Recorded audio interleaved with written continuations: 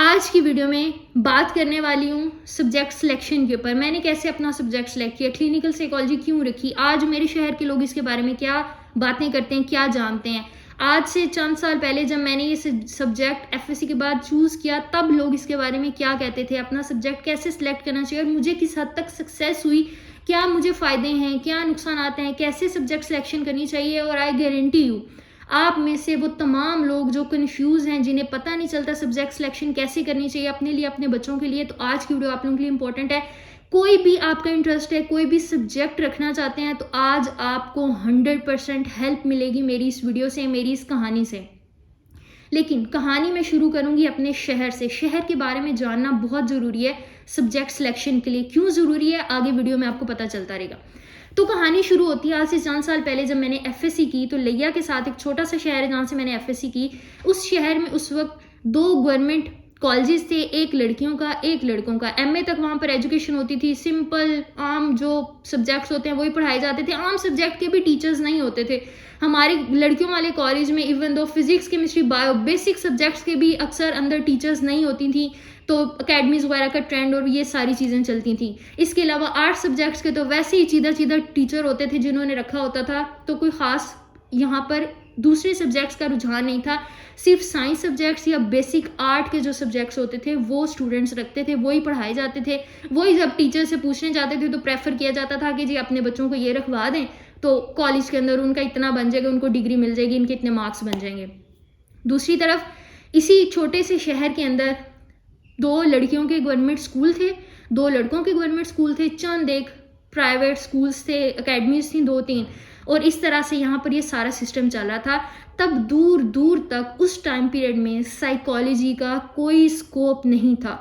कोई चंद एक आधा बंदा था जिन्होंने साइकोलॉजी की हुई थी, लेकिन शहर उनके बारे में कुछ नहीं जानता था। वो कुछ नहीं साइकोलॉजी के अंदर एज सच खिदमात साइकोलॉजी सब्जेक्ट को लेकर नहीं थी, स्कोप नहीं था, तो लोग प्रेफर नहीं करते थे। पता ही नहीं था लोगों को कि आर्ट्स भी अगर हम रख रहे हैं, साइंस से हटकर फिजिक्स बायो केमिस्ट्री के अलावा भी कोई सब्जेक्ट रख रहे हैं, ग्रेजुएशन करना चाहते हैं, तो साइकोलॉजी एक सब्जेक्ट एग्जिस्ट करता है। उस टाइम पीरियड के अंदर क्लिनिकल साइकोलॉजी सिर्फ पाकिस्तान में 2 इंस्टीट्यूट्स करवा रहे थे, एक पंजाब में यूनिवर्सिटी ऑफ द पंजाब और एक लाहौर के अंदर। इसके अलावा कहीं पर भी BS ऑनर्स किसी भी जगह पर ग्रेजुएशन नहीं होती थी इसके अंदर। और फिर उसका आप स्कोप क्या ही मानोगे कि क्लिनिकल साइकोलॉजी करके ये क्या ही कर लेगा बच्चा। उस टाइम पीरियड में मैंने क्लिनिकल साइकोलॉजी को चूज़ किया। क्यों? स्कोप भी नहीं है, आप क्लिनिकल साइकोलॉजी में जा रहे हैं, आपको पता है कि दूर दूर तक आपको नहीं नज़र आ रहा कि चीज़ें हो सकती हैं, लेकिन मेरी फैमिली को, मुझे ये पता था कि आज इस शहर के, छोटा सा शहर है, ये हालात है, लेकिन एक टाइम पीरियड आएगा जब यहाँ पर भी यूनिवर्सिटीज़ बनेंगी। आपको पहले पता होता है यहाँ पर ये स्कूल मंजूर हो रहा है, यहाँ पर ये यूनिवर्सिटी मंजूर हो रही है। पॉलिटिक्स के साथ थोड़ा सा आपका अगर इंटरेस्ट होता है, इन्फॉर्मेशन होती है, एजुकेशन सेक्टर के अंदर हैं फैमिलीज़, मेरी मोर और लेस मेरी तकरीबन जो फैमिली है ना एजुकेशन सेक्टर के साथ इन्वॉल्व है इस शहर के अंदर, तो मुझे कहीं ना कहीं पता था कि फ्यूचर में हमें कि ये जो चीज़ है इस शहर के अंदर सब्जेक्ट्स का क्या स्कोप होने वाला है। और क्लिनिकल साइकोलॉजी वो सब्जेक्ट था जिसमें मेरा इंटरेस्ट भी पूरा हो रहा था। मुझे क्या चाहिए था कि कोई ऐसी चीज़ जिसके अंदर मल्टीपल, आपके पास देसी फैमिली है ना, तो देसी फैमिली में और मेरी फैमिली में देसीपन बहुत ज़्यादा है मेरे मदर फादर के अंदर, कि वो देखते हैं पहले कि हम कोई भी काम करने लगे ना तो आज से चंद साल के बाद इसके क्या असरात होंगे, क्या फ़ायदे होंगे। जब बच्चा बच्ची हमारा ये करके सब्जेक्ट निकलेगा, ग्रेजुएशन करेगा, तो उसके बाद हमारे पास क्या क्या चीज़ें हैं, कि यहाँ कहाँ पर जॉब मिल सकती है, इस शहर के अंदर आकर जॉब मिल सकती है, नहीं मिल सकती है। अगर आप एक बड़े शहर में होते हैं आप खेल सकते हैं, खुल के कुछ भी कर सकते हैं, लेकिन अगर वापस आपने एक छोटी सिटी के अंदर आना है, आपको नहीं पता 5 साल के बाद, 10 साल के बाद आप कहीं और भी जा सकते हो, आप बाहर भी जा सकते हो, वापस अपनी सिटी में भी आ सकते हो। तो तमाम बातों को मद्देनज़र रखते हुए वी डिसाइडेड कि क्लिनिकल साइकोलॉजी के अंदर एडमिशन करवाएंगे और वहाँ पर जाएंगे। आप डॉक्टर बनना चाहते हो, आप वहाँ पर क्लिनिकल साइकोलॉजी में आप डॉक्टर बन सकते हो, आप टीचर, आप कुछ भी करना चाहते हो, आप कुछ भी कर सकते हो इस सब्जेक्ट के अंदर आकर। तो मैंने क्या किया, क्लिनिकल साइकोलॉजी का एक रिस्क लिया, मेरी फैमिली हमने किया। तब से लेकर आज तक, आज भी 2023 के अंदर भी मैं बाहर निकलती हूँ, मेरी फैमिली क्लिनिकल साइकोलॉजी का किसी को नहीं पता कि क्या होती है। 80% 90% लोग मेरे से पूछते हैं क्लिनिकल साइकोलॉजी। क्लिनिकल साइकोलॉजी में उन्हें ये पता चल जाता है कि साइकोलॉजी सब्जेक्ट है, वो पढ़ रहे हैं। क्लिनिकल साइकोलॉजी पर्टिकुलरली लोगों को आज तक नहीं पता। हमारे यहाँ अभी भी ट्रेंड नहीं है सेशंस का, क्लिनिकल साइकोलॉजिस्ट का। आहिस्ता आहिस्ता लोगों में अवेयरनेस आती जा रही है। जहाँ पढ़ाने जाते हैं जिन लोगों को मेरा पता है, उनको अब इसके बारे में अवेयरनेस हो गई, उनको पता चल गया कि अच्छा जी क्लिनिकल साइकोलॉजी होती है, और बहुत से लोग आइडियलाइज करते हैं, बनना भी चाहते हैं। लेकिन तब से आज तक 7-8 साल मैंने वो टाइम पीरियड गुजारा कि जब लोगों को इस सब्जेक्ट का नहीं पता था और लोग कहते थे पता नहीं क्या करना है, पैसे वेस्ट होंगे, जॉब मिलेगी नहीं मिलेगी।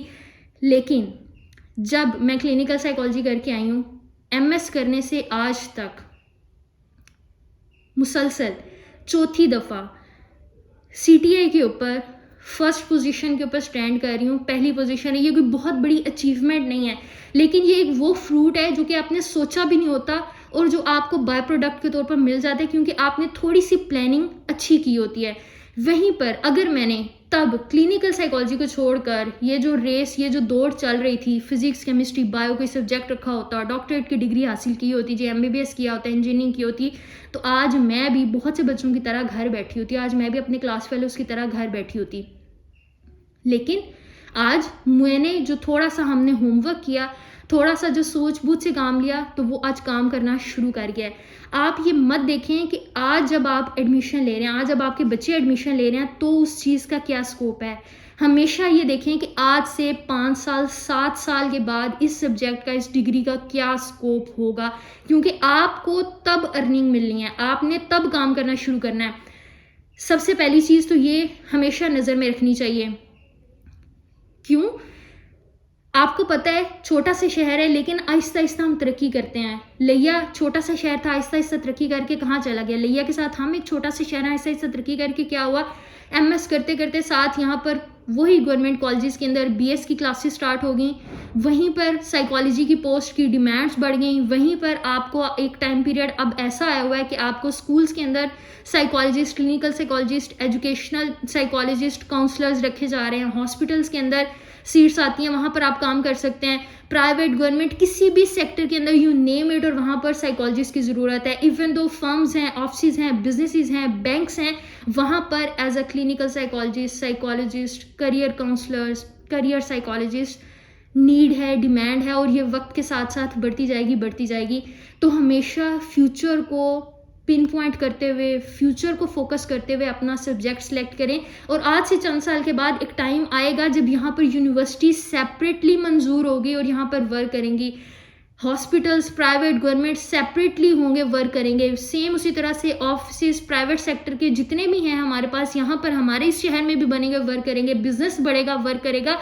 तो आज से चंद साल के बाद ये शहर कहाँ होगा, उस चीज़ को फोकस करते हुए अगर सब्जेक्ट चूज करेंगे, ज़्यादा हेल्प मिलेगी। दूसरी चीज़, इंपॉर्टेंट चीज़ सब्जेक्ट सिलेक्शन में, अगर हमने भी सोचा होता कि गवर्नमेंट सेक्टर में कहाँ जॉब आएगी, तो आज जब मैंने सब्जेक्ट सेलेक्ट किया तो तब साइकोलॉजी की तो सीट्स आपको नज़र ही नहीं आती थी।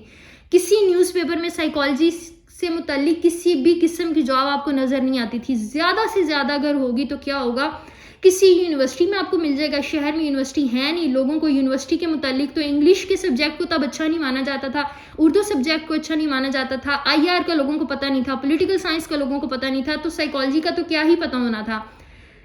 इसके अलावा कॉलेजेस में जॉब आ जाएगी, लेकिन साइकोलॉजी की बहुत कम जॉब्स होती थी, क्योंकि ऐसे एक तो छोटे छोटे शहरों में जहाँ पर छोटे छोटे कॉलेजेस होते हैं, रिस्क टेकिंग नहीं होती है, डिफरेंट सब्जेक्ट्स नहीं रखे जाते हैं। एक अगर आर्ट्स की भी क्लास है तो वहाँ के जो प्रिंसिपल्स होते हैं, टीचर्स होते हैं, वो कहते हैं जी अपने बच्चे को ये सब्जेक्ट रखवा दें, ज़्यादा सारे बच्चे होंगे, क्लास के सारे बच्चों का एक ही सब्जेक्ट होगा, टीचर हम किसी न किसी तरह से अवेलेबल करवा लेंगे, पढ़ाना इनको ईजी हो जाएगा, इनके नंबर लग जाएंगे।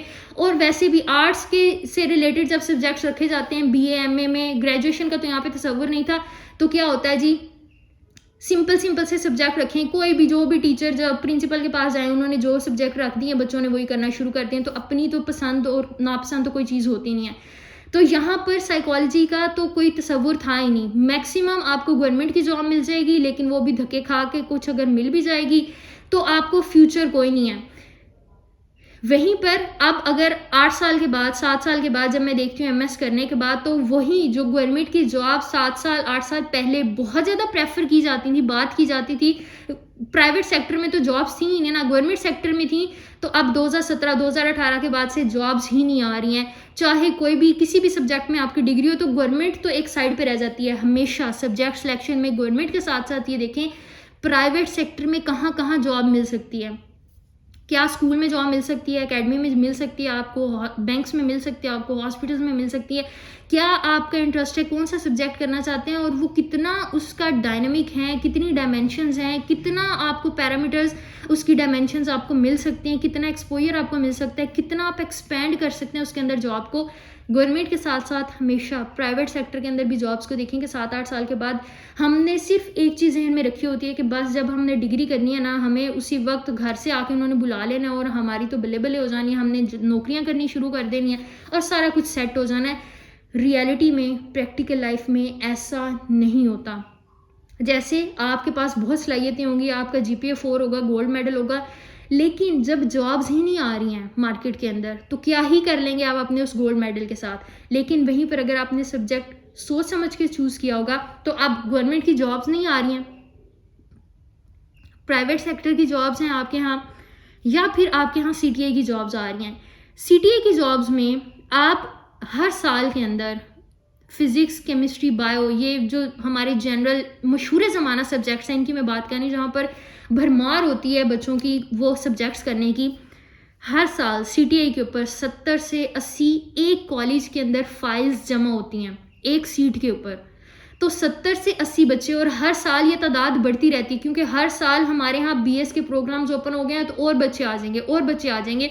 तो आपको CTI की जॉब एक साल अगर मिल गई है तो अगले साल 95% चांसेस हैं आपको सीट पे नहीं होगा, आपसे ऊपर कोई और बच्चा आ जाएगा। क्योंकि ये BS के जितने भी सब कैंपसेस लिया के अंदर ओपन है, जो हर शहर में जहाँ पर भी ओपन होते हैं, बच्चों के 4 GPS तो धड़ाधड़ आ रहे हैं। गोल्ड मेडलिस्ट तो आजकल धड़ाधड़ बच्चे बनते जा रहे हैं। 1100 में से FSC के अंदर ही 1070-80 नंबर तो बात ही कोई नहीं रही है। तो क्या है, आपका अगर एक दफ़ा हो जाएगा तो दूसरी दफ़ा नहीं होगा। वहीं पर मेरे सब्जेक्ट मुझे मुसलसल पिछले 4 सालों में, इस दफ़ा साइकोलॉजी की सिर्फ पूरे डिस्ट्रिक्ट लिया में एक सीट आई फतेहपुर कॉलेज के अंदर और मेरा उसके ऊपर टॉप के ऊपर नाम है जब मेरिट बनता है। वहीं पर अगर मैंने केमिस्ट्री रखी होती, फिजिक्स रखी होती, बायो रखी होती तो मेरा ना होता। बहुत से बच्चों की तरह, बच्चियों की तरह आज मैं भी घर में बैठी होती, मेरे भी उस सीट के ऊपर सिलेक्शन ना हुई होती। और सिर्फ ये देखने के लिए कि मैं कहाँ पर फॉल कर रही हूँ, वो डिसीजन कहाँ पर फॉल कर रहा है, मैंने इस दफ़ा अप्लाई किया फतेहपुर जाकर और वही रिजल्ट थे जो कि हम एक्सपेक्ट कर रहे थे और वही हुआ। तो हमेशा ये मत देखें कि आज स्कोप क्या है, ये देखें आज से 7-8 साल बाद स्कोप कहाँ होगा। आज से 7-8 साल बाद अगर गवर्नमेंट की कोई भी नौकरी नहीं मिलती है, सीट्स नहीं आती हैं, आप क्वालिफाई नहीं कर पाते हैं, तो आप कहाँ कहाँ जॉब कर सकते हैं। प्राइवेट में नहीं मिलती है तो आप कहाँ कहाँ जॉब कर सकते हैं। कहीं पर जॉब नहीं मिलती है तो आप कैसे उससे अर्निंग कर सकते हैं, आप क्या कर सकते हैं। जब ये सारी बातें जहन में रखे होंगे, अपने इन्वायरमेंट को देखेंगे, फ्यूचर प्लानिंग थोड़ी सी करेंगे, थोड़ी सी इन्फॉर्मेशन गैदर करेंगे, आपके पास बेशुमार नॉलेज है, लेकिन अगर आपके पास इन्फॉर्मेशन नहीं है आप जॉब नहीं कर सकते, आप सक्सेसफुल नहीं हो सकते। नॉलेज के साथ साथ ज़्यादा इंपॉर्टेंट चीज़ है इन्फॉर्मेशन का होना, कि आज से चंद साल बाद मेरा शहर में जिस इलाके में रह रहा हूँ वो कहाँ पर जाएगा, वो कहाँ पर तरक्की करेगा, मैं जो सब्जेक्ट रखूँगा उसका क्या फ़ायदा होगा। ये चीज़ें ज़्यादा हमें बेनिफिशियल होती हैं, हमारे लिए ज़्यादा हमें बेनिफिट देती हैं, और यही चीज़ें होती हैं जो कि बाद में हम जिनके ऊपर रिलाई कर रहे होते हैं। और जब ये चीज़ें भूल जाते हैं तो फिर वही होता है, गोल्ड मेडलिस्ट भी होके अच्छे अच्छे मार्क्स लेकर भी हम गलियों के ऊपर, रोडों के ऊपर फिर रहे होते हैं, और हमारे पास डिग्रीज तो होती हैं लेकिन हमारे पास कोई नौकरी, कोई काम, कोई चीज़ हमारे पास नहीं होती है। स्कोप हम खुद बनाते हैं, किसी भी सब्जेक्ट के अंदर होता है। तो हमेशा प्लानिंग करके, फॉर एग्जांपल फिजिकल एजुकेशन की बात करते हैं, सब्जेक्ट्स नहीं रखे जाते हैं, स्पेशलाइजेशन इसके अंदर, ग्रेजुएशन फिजिकल एजुकेशन के अंदर लोग प्रेफर नहीं करते हैं, इसकी इतनी ज़्यादा डिमांड नहीं आती। तो अगर आप फिजिकल एजुकेशन रखते हैं तो आज से 5 से 8 साल बाद भी इसका स्कोप बढ़ने वाला नहीं है, ये कम होने वाला है। तो अगर आप सब्जेक्ट्स के बारे में सोच समझ के रखेंगे तो कोई भी सब्जेक्ट जो आज कम है 5 से 8 साल के बाद उसका अरूज होगा, और उसके साथ साथ अगर किसी ने वो सब्जेक्ट रखा होगा तो उसका अरूज हो जाएगा। और वही जो कि पहले घिसे पिटे सब्जेक्ट्स बहुत ज़्यादा रेस के अंदर, रैट रेस में हमने रखे होते हैं कि ये जी बड़े डिमांडिंग है, ये फ़लाँ ने भी रखा हुआ, फ़लाँ ने भी रखा हुआ, और वो काम करेगा, तो वो काम नहीं करते हैं। वो आहिस्ता आहिस्ता आहिस्ता आहिस्ता आहिस्ता आहिस्ता उनकी जो डिमांड होती है वो कम होती जाती है, लोग उससे हटते जाते हैं। और एक टाइम पीरियड आएगा, अभी भी बहुत ज़्यादा हाइप है फिज़िक्स की, केमिस्ट्री की, बायो की, बॉटनी, ज़ूलॉजी, इस तरह के और जितने भी हमारे पास सब्जेक्ट्स हैं जनरल से, लेकिन एक टाइम पीरियड आएगा ये कम होते जाएंगे, फिर हमें IT के इस तरह के जो हैं वो ज़्यादा बढ़ते जाएंगे, हमारी एरिया के अंदर भी वो चीज़ डिमांड के अंदर आ जाएगी। तो आज से 5 साल के बाद जब वो डिग्री कंप्लीट करेंगे, 7-8 साल के बाद जब वो डिग्री कंप्लीट करेंगे, तो कहाँ पर वो डिग्री स्टैंड करेगी, वहीं पर आप स्टैंड करेंगे। तो आपका फ्यूचर उस सब्जेक्ट के फ्यूचर के साथ बहुत हद तक डिपेंड करता है। तो हमेशा हमेशा हमेशा सब्जेक्ट सिलेक्शन करते वक्त अपने एरिया को ज़रूर फोकस करें। आप किस एरिया से स्टडी करते हैं, उस एरिया का फ्यूचर क्या है, उस सब्जेक्ट का फ्यूचर क्या है। आपका फ्यूचर अल्टीमेटली ऑटोमेटिकली इन तमाम बातों के साथ साथ बनता जाएगा। आपको उसकी फिक्र करने की फिर ज़रूरत नहीं रहेगी। आई होप आज की वीडियो आप लोगों के लिए बेनिफिशियल रही होगी। अगर वीडियो पसंद आई तो काइंडली इसको जरूर लाइक कीजिएगा, चैनल को शेयर और सब्सक्राइब कीजिएगा, ताकि ज़्यादा से ज़्यादा लोग हमारे साथ कनेक्ट कर सकें और हम एक हेल्दी सोसाइटी डेवलप करने में अपना रोल प्ले कर सकें। Thank you so much, take care, अल्लाह हाफिज़। शफक पे साइनिंग ऑफ, पीस आउट।